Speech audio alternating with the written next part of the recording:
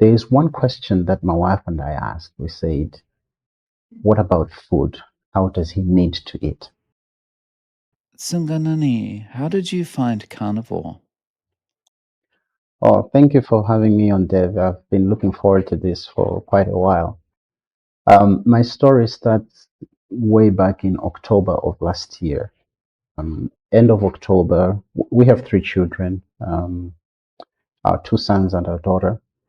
But our last born son, who was 15 then, had a diagnosis of leukemia. So, as you can imagine, that was very shattering news to him and to the entire family.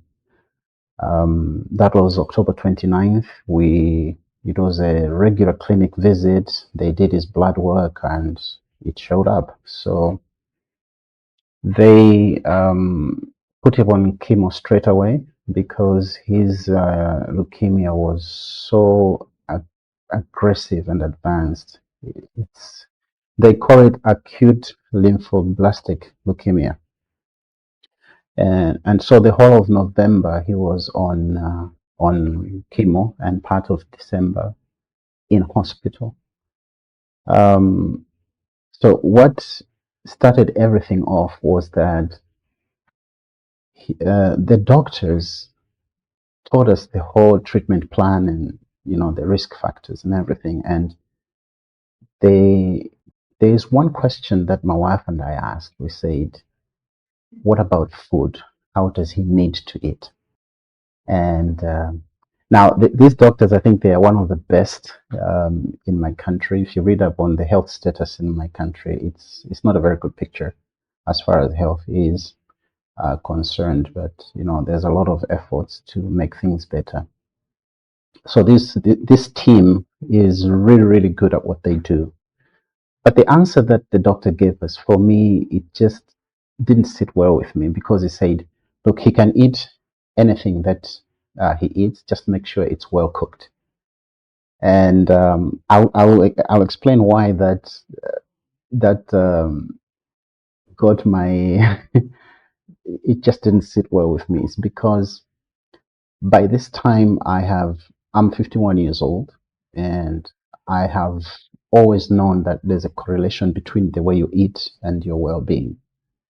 That started when I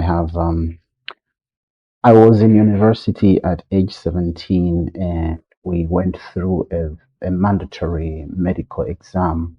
And in that exam, they found that I had hypertension at age 17. So I was put on some really strong medicines. I would sleep half the day. I wouldn't attend the lectures, and so I decided, no, this is not working. And long story short, I started trying things to deal with the hypertension. Uh, it's been on and off over the years.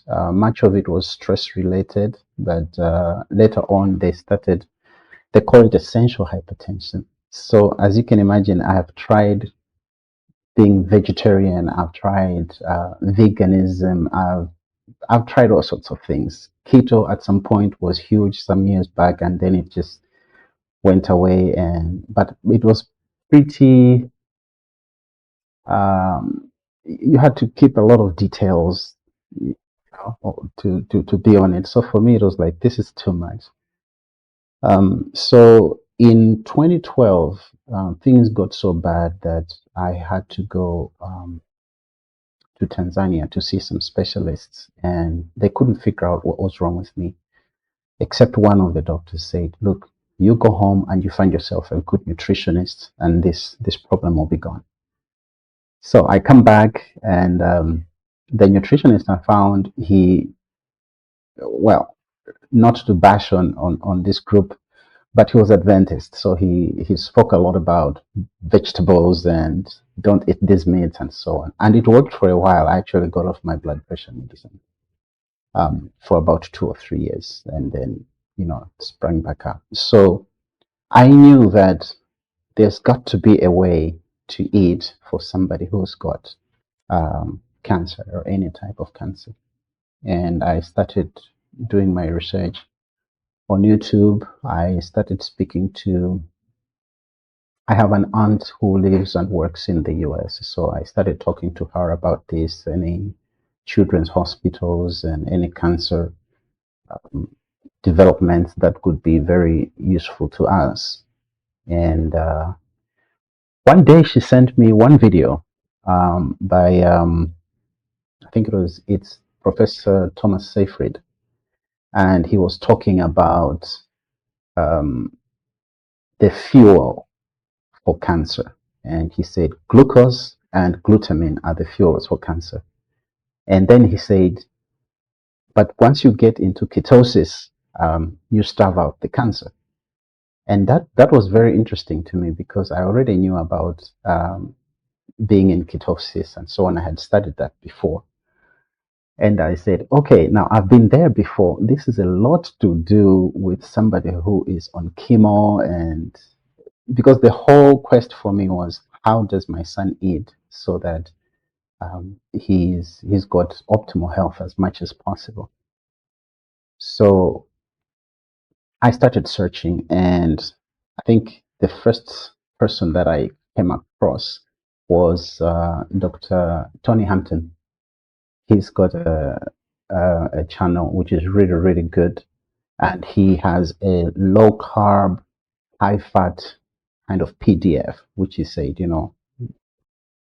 when you use this, most of his patients have recovered amazingly. And I saw a one where there was an almost 90-year-old patient that got rid of his type 2 diabetes. So I was hooked, and I said, okay, there's got to be somebody with leukemia out there who has done it.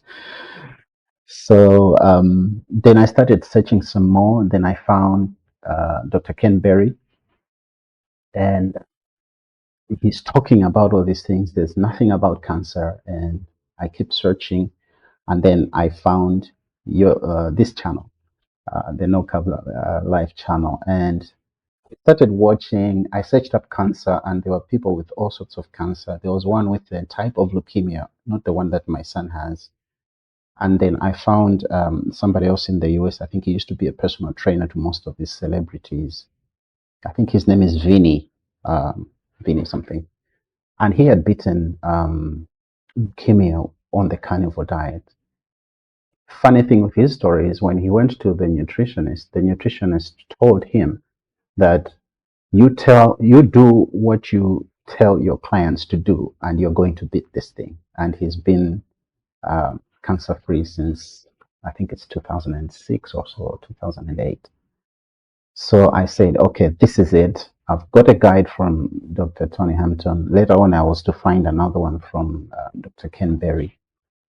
And then I started, the way YouTube works, then there's Steak and Butter Girl and there's Homestead, and they're all flowing in there. And I said, okay, the science checks out. I can falsify this. Is it true or not? And there are people talking about how they have been helped. I think this is it. We need to do this. So in February, my son is still undergoing chemotherapy.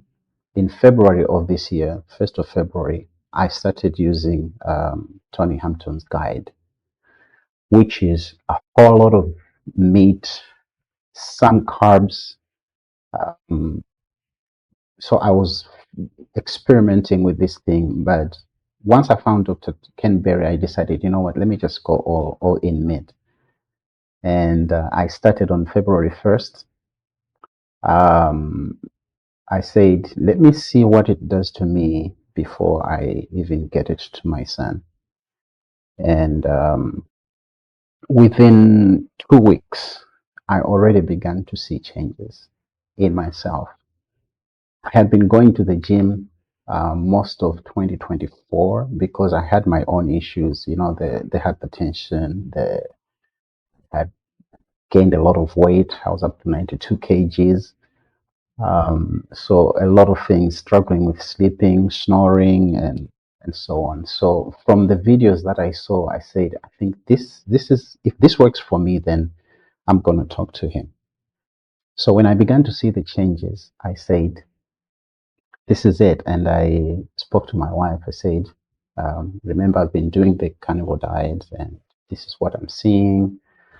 And I'm going to ask Tumbiko to do this. So I spoke to him and he said, let me see the videos. I shared with him the videos. And by the end of the day, see now he's out of school. He basically has played all the games he can play. He's done everything he can do. So he can pretty much watch the videos. He struggles to read because of brain fog and all the things that chemo comes with. But at least videos he can watch. So by the end of the day, when I got home, he was like, "Okay, Dad, I think let's do this." He's got nothing to lose because everything here makes sense. Anything that can help him is he'll grab at it. So he started in mid-February. The two of us started, and then his brother joined, but I didn't know he was doing it. Yeah, I just noticed, when we're doing breakfast, he'd say, "Oh, okay, let me have some of that," and then all of a sudden he was on board. Then his sister came along, and then my wife as well. She came along, and then at some point though, I realized that the other three, my wife and my son and our daughter, they were doing their own version of it. They weren't like fully carnivore. So it was just me and Tumbiko who were really more strict about this. So I let it be because I didn't want to say, "Hey, we need to eat this. We need to eat this." I'm the head honcho here, so you've got to listen. Uh, so and that's how we went on carnivore. And not long after that, he also started saying, "I think this thing is really working. This is helping me a lot." Um, and that's how we got on carnivore up to now. So that is like 3 months, 3.5 months now into carnivore diet. So in that time period, Mm. um, what has been changing for your son that he feels like he's getting better? I guess is the brain fog getting better? Oh yeah. He was supposed to sit for his end of high school exams, and when they started giving him the intense chemo, the doctors said, "Look, you can't be in school because you're going to struggle with brain fog." When we started the carnivore diet in mid-February, by end of March, one day I'm coming home and he says, "Dad, I've read all the syllabi material for a class. I've been doing exercises." So I was surprised. I thought, "Oh, you can you can do this. Your brain fog is not that bad." That's one. I have also noticed that the side effects of the chemotherapy he's been getting have not been as bad. And I thought, well, maybe this is just me being hopeful, but there are times we have gone to the clinic. Sometimes you'll get maybe, chemo for a day or more the next day through the IVs and so on. So they will always ask us, they say, because this is a relatively new cancer center for children, so they they are trying to gather as much information as possible for the Malawi situation and how children respond to it and so on. Kind of like a research hospital. So one of the doctors there told me, he said, "I'm really surprised with your son because by now, with the doses that he's getting, we should have seen him like be really, really, really sick." Some nurses have also told us that. And one of the doctors, another doctor said, "I think he is the most unsick patient we have had in years." So it helps him definitely with the side effects of the chemo, and also he doesn't get as hungry. When somebody's on chemo, they'll also give them steroids and a whole lot of other medicines to protect the stomach and all sorts of things. But I noticed that he doesn't seem to get as hungry as much. He will We usually eat a breakfast with, our eggs and ground beef and some variation of that. And he will stay all the way until around 3 p.m. That's when he'll be thinking of eating something else. And he takes a lot of water already anyway. So he will tell me, he'll say, Dad, this thing is helping me. I feel a bit stronger on the days when I don't have chemo, when we eat this way. So those have definitely been helpful. We're not out of the woods yet because the chemo did help with bringing down the cancer cell count, but now it seems to be going up again. And we're talking now about taking him for bone marrow transplant outside of the country. Uh, but as far as how a cancer patient presents at that stage, he is basically not as sick as he should be. So I think the carnivore diet is definitely helping us. We, for myself, I've there are so many changes that have happened. I actually had to make a list, so let me just go through them. Uh, so the first thing is I started the carnivore diet when I was 92 kilograms. I don't know how much in pounds that is. Now I'm at 86 kilograms, Wow. and yeah, And how tall are you? 1 meters, 1.67 meters. 1.67. Okay. Yeah, Wow. So that's a massive difference. yeah, it is. My wife Wow. keeps talking about it and say, "You are looking better." I definitely enjoy getting back into the clothes that weren't fitting. Uh, a couple of suits and so on. One of the things that I do is that I'm a part-time pastor at a particular church. So how you look, when you're in suits. So people begin to notice these things as well. I have a lot more energy in a day than I know what to do with these days. Um, Last year I started going to the gym in April, and I started losing weight. I was getting fit, but somehow that weight just rebounded and I was struggling for energy. But these days, my trainer will only take me for 1 hour at the gym. And after that hour, it's like, you can go. But after he's done with me, I'm thinking, what else can I do? I'm still here. So that is very, very good feeling. Um, I usually do strength training and cardio. So I'm getting very, very fit, and sometimes there's some kind of muscle build, although that's not what I really wanted to do. I'm also a lot more focused when I do things these days.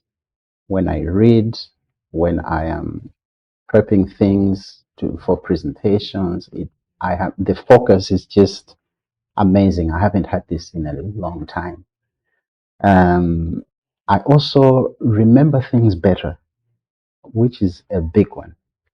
Um, I would struggle to remember people's names or dates, things like this. But now it's getting so much, much, much more better. I don't think I can trade that for anything.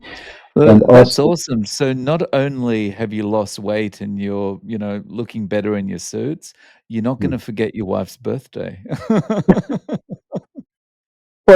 for sure. Like I know already, I was already thinking 27th May is our 25th anniversary. So already I'm planning things and so on.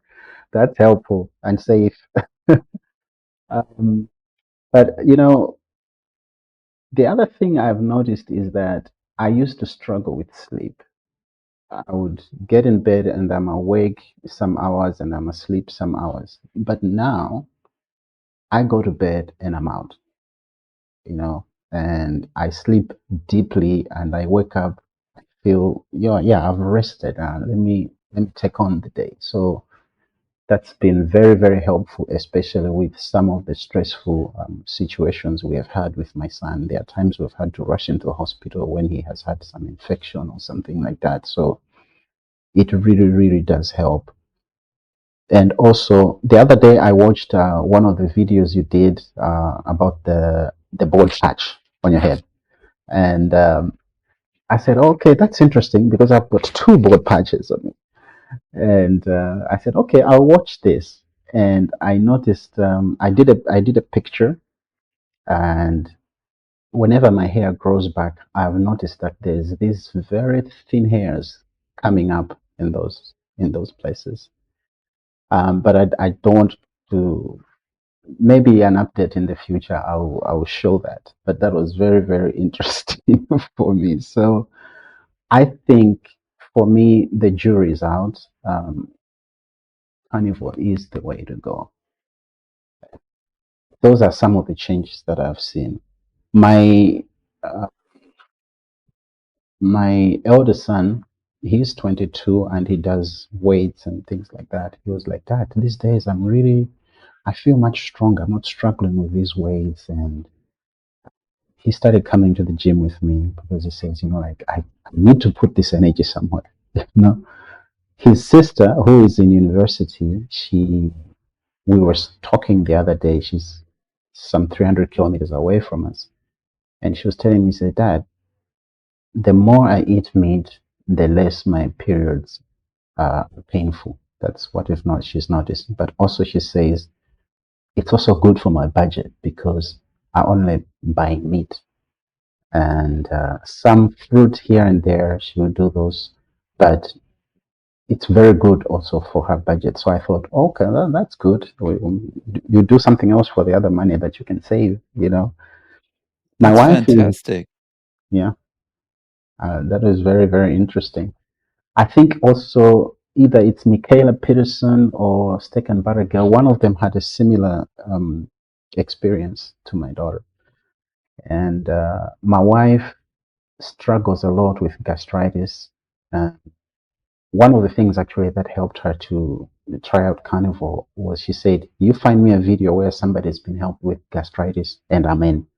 So I did, and she still mixes some vegetables here and there when she eats, but I'm yet to talk with her about how this has been helpful. She kind of like bounces in and out of the carnivore diet. So I would say it's been pretty good, not just for me and my son, but also the family as a whole. That's fantastic. So, Mm. what is the standard diet like in Malawi? Oh, I hope I won't get in trouble for this, but it's terrible. We eat a lot of starch, Dave. It's sad because we basically our main staple food is corn flour, and then there will be vegetables and some meat on the side. That's a typical dish that you will find in Malawi. And there are high instances of diabetes, even juvenile diabetes in Malawi. It's a health issue. It's a national health issue, and they are looking all over the place to say, what can we do? What can we do? Um, when we there are a few people groups in my country that are eat a lot of meat. Um, so I'm yet to find out in terms of people groups how that affects them. That I keep thinking, would they end up being like the Inuits in the Arctic or the Maasai in Kenya and so on? There's this one particular people group there, the Dengonis, who are descended from South Africa. They eat a lot of meat. But I also know some of my friends who are in that people group who also have issues with diabetes. But I think the sugar addiction is very real. The sodas that we drink, all these snacks that we have, it's amazing. I think now that I know what carbs do in the body, especially the highly processed carbs, it's amazing how we want answers to juvenile obesity, for example. When I'm in the city and I see parents taking their children to school, more than half the times those kids wouldn't run 100 meters. They're so big and they're eating all these sorts of things, and it's the carbs. It's the carbs, it's the starch. Um, so It's yeah, we have it's to kind of think about once you realize this stuff, it's it. kind of frustrating when you see like government organizations and health places and whatever putting together committees Yeah, to try and work out why is diabetes getting so bad? Why is obesity getting so bad? And it's like it's staring you in the face. The yes. problem are the cookies you've got sitting in the middle of the conference table right now. Hmm. That's the Hmm. issue. Yeah, it's amazing, and I I also struggle with how people don't want to be evidence based when it comes to issues like this. Um, how how can we don't seem to make the correlations of people are eating this and this is the results. I tried it with my dogs. With the dogs, I would do a mixture of some meat, some fish, and this starchy meal that we have. It's called nsima here. But basically, it's maize flour, and we do it in a pulp and so on. And my dogs weren't doing very well. Their coats were getting bad and all that. So I started changing that a little bit, just moving more into meat, and they're thriving. And I'm saying, why don't we do this as people? you know, because it's right there. It's in our face. Here is the evidence, but there's a whole lot that we accept that I think we should not. We should be able to start questioning these things. The one thing I didn't mention, Dave, is that my blood pressure has gone low. I used to have four types of medication. Now I'm down to three. I'm down to three. I was able to take out one and no change whatsoever. There was a Wow. time I took out one to come down to two, but my body wasn't, responding very well. So I went back to three, and we have settled. And so I keep saying to myself, yeah, it will take time, but I'll keep doing this because it's working. Hmm. And Yeah. and the good thing is that the doctors that I see for that medication, there are two when I go to the clinic who I meet when I meet them and I'm talking to them about what I'm doing. They are more open-minded. I will say, this is what I'm doing, and I want to watch this. And most of the times, the male doctor will say to me, okay, but just keep in touch. He actually gave me his number. I said, okay, keep in touch. If anything develops, let me know, but let's see where this takes you. So from all the interviews that I found, to find these two doctors, it's really been good because they are open-minded and they are willing to look at what is happening to me with what I'm doing from their perspective. That's fantastic. Do you think Mhm. that is just because they're naturally open-minded, or is that maybe that you've involved them early in the process or something? Why do you think that is? Well, I wouldn't know for sure, but ever since I started seeing these two, it's one clinic, so you can say I want to see this doctor or that doctor if they're available. So I will always say, this is what I've been doing. And I'll ask them questions. Is it okay if I take that? And they tell me what they know medically. But it always comes through that thing of, if this happens, we'll give you medication for that. And if that happens, we'll counter it with that medication. So I try and involve them in terms of asking for their expertise, but I've kind of nicely told them there are some things I will not do, even though they may ask me to do them, and they're okay. The other doctors, I wouldn't because it's like I'm the doctor here. I'm the one who knows this stuff. You are the patient. You do what I tell you, kind of. But I don't think that's the best approach, unfortunately. The same thing we have found with the doctors at the cancer center. They don't want, at least for us, when you talk about all sorts of remedies that are not medical, uh, they really don't like that because lots of herbs have come in and people have had kidney problems and so on. So they'll tell you, no, don't. If you find somebody telling you something, check with us first, and you know. But we haven't talked to them about the carnivore diet yet. What we're doing with my son. But for most of the plant-based therapies that are out there, they'll just say no, just don't, because they have results on what that has done to their cancer patient. Yeah. Wow. Um, so that's good that your doctors have reacted well like that, have reacted with an open mind. Um, what about like friends around you? Have they noticed you're doing this weird meat thing and there's no starches? What's happening? Yeah. In my home, that's not a problem. But it's when we go to our relations, typically, culturally, here in Malawi, the typical meal is you have either your rice, your veggies, and some sort of meat protein.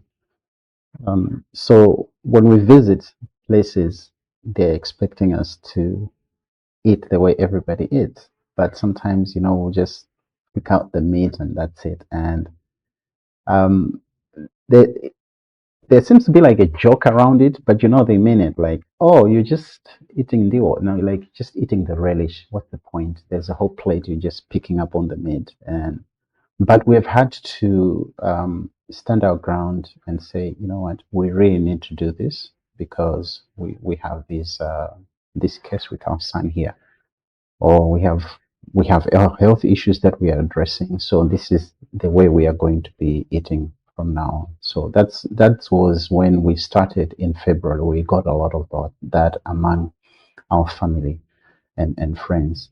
But now, interestingly, especially because I'm losing weight a lot, they're beginning to say, okay, so what are you doing? you know, what are you doing? This is interesting. I had one just 2 days ago, 3 days ago, who came to me and was like, whatever you're doing, I think you should keep on doing it, but I want to know what that is. So I just shared with them, okay, this is what I'm doing, and they were like, oh, okay, send me the information. So I was able to send them the information. So there is definitely a cultural push if you go to events. My line of work, sometimes you're going to funerals, they expect you to eat together as a group. It's difficult, but then we have to always remember why we're doing this, and that helps us to keep pushing. There's so many places where you can eat out in my city, and we also just realized that they will offer steak, and you don't have to have the chips along with it. So that is easy to do. When eating out is easier to do. Sometimes my son has just asked for a burger and then take away the bread part of it and then eat the steak. So eating out is not so much of a problem, but it's the being with friends and family that has problems with the cultural expectations. Yeah. Oh, nice. So culturally in Malawi, it's okay to turn food down. I know that in Japan, for Japanese people in Japan, it's a bit difficult to turn food down, because kind of everyone eats the same way. It's kind of, this kind of harmony culture in Japan. But in Malawi, it's all right to say, I can't eat that at the moment. That's No, sorry, no, I'm no. not It's having the it's not rice. okay. It's not okay. It's No? the same thing as in Japan. Uh, When somebody offers you a meal, you're expected to eat everything on your plate. you know. So when you say no, it really has to be done in a very polite way and help them to understand that you're doing this for these reasons. And usually, when you say for health reasons, that settles the issue.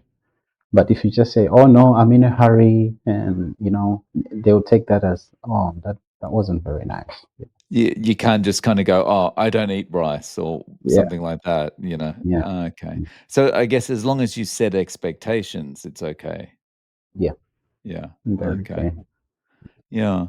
So, right now, how are you eating? Are you doing, like, 2 meals a day, 3 meals a day? I tend to do one meal a day.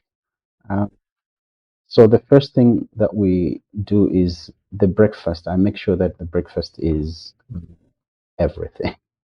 We'll have our eggs, we'll have our ground beef most of the times, um, done differently. Sometimes there's a little spice here and so on.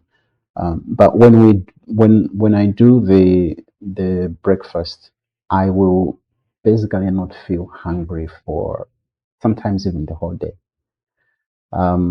There are times because the family is, it's supper time, and we usually talk a lot around the dinner table. So I'll sit there, we'll eat the meat parts of the meal. Um, but usually it's one meal a day for me. For my son, it's two meals, and we have been working around what snacks we can have that will help us with the diet. It's a very different situation here in Malawi. Butter is outrageously expensive. It's just outrageously expensive. So the butter bit of it is out. We tried to try and get milk from places and make our own, but it's there are not so many fresh milk places, or even just to get cream to make butter has been a challenge. Um, when I watched a little bit about seed oils and how unhealthy they are, I said we really need to change. We can't continue doing this. So that was easy because we can get pork fat or beef fat very easily with the butchers around the town.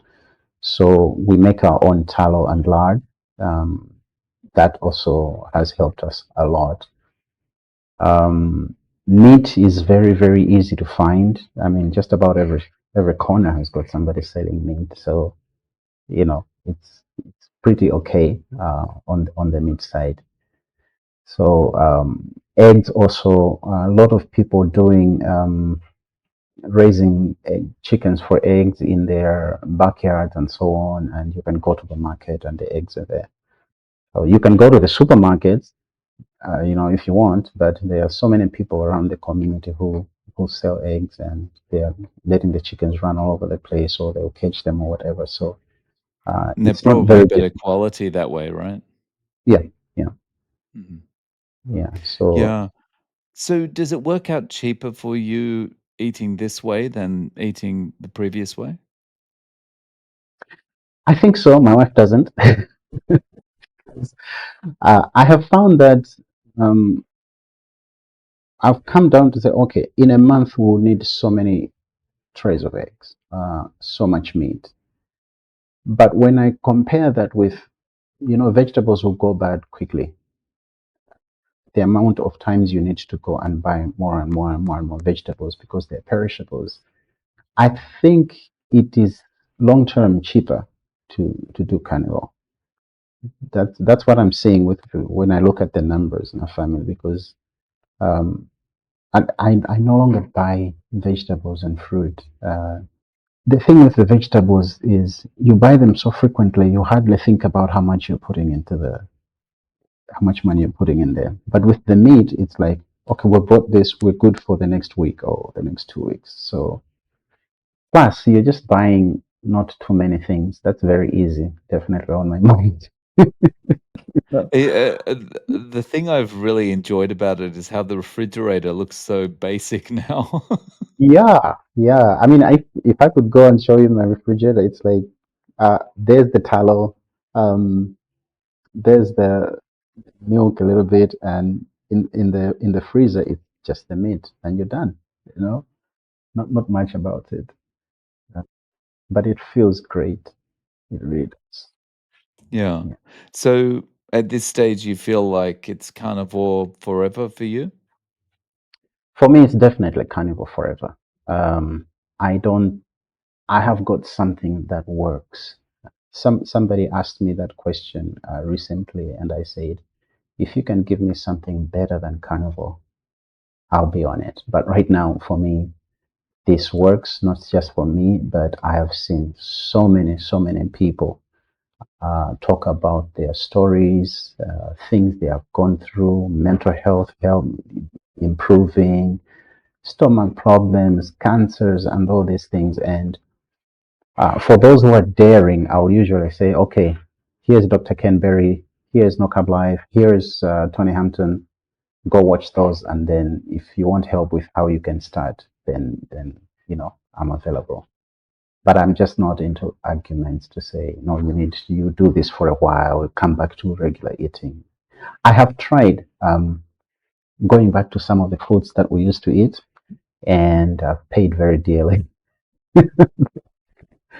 Yeah, there was a time we went out eating, and I think it was a soft drink, some kind of bread, and my fingers there, the pain that was in there for the next day or so. And I said, no, I can't go back. I used to have a very sweet tooth. I mean, I'm driving around and I see a donut and I'm eating it without even thinking. So I've had to consciously say, okay, what am I doing? I know this is not helpful for me. Why am I still doing it? And the carb addiction is so real. It could be a soft drink somewhere. It could be a some kind of confectionery somewhere that's got all this ice and all these things. But there was a point I had to check and say, okay, how have the others done it? How have they stopped this? And I've had to keep myself accountable. My son is the one who usually watches out. If I'm picking something that I shouldn't, he'll say, "Hey, Dad, don't don't go there. We're not going there." Or I come back home and he was like, "Okay, so did you buy any donuts or a croissant or something?" I was like, "No." I can't lie to him. We can't lie to each other. That's what we're saying. Right. Yeah, That's awesome. So he's like the carnivore police. yeah, definitely. He is. We are to each other, but it has also helped him because being as somebody who is battling leukemia, one of the things is that when he meets people, they're like, "Oh, you're sick," and oh, it kind of isolates him into this "you are sick" kind of. But doing carnivore together has helped him to say, okay, at least I belong somewhere where it's not just about the leukemia, it's about, hey, let's get better health, you know. So it's helped him as well. Like the thing with any kind of cancer is it takes away your feeling of control over your life, right? Hmm. And when you can impact your health with Yeah. eating, that gives you a real feeling of giving you that control back, right? Yes. Yes. There's been a lot that he has lost. He likes to go on the outdoors. He's the one who will tell us, don't go into that part of the house. There's snakes over there. This dog is not well. Dad, we need to take him to the vet. So he likes being out there, but now he can't even interact with the dogs because infection issues. He can't be too long out in the sun because then the chemo starts reacting. So he's lost a lot. Being able to control how he eats helps him. Uh, Being able to sit down on his computer and learn some programming language for somebody that may be able to use it, it has also helped him. Um, and also, just the ability to be able to talk with his friends over the phone, a few visits when his immunity is not that compromised. So there are quite a number of things that he has control over.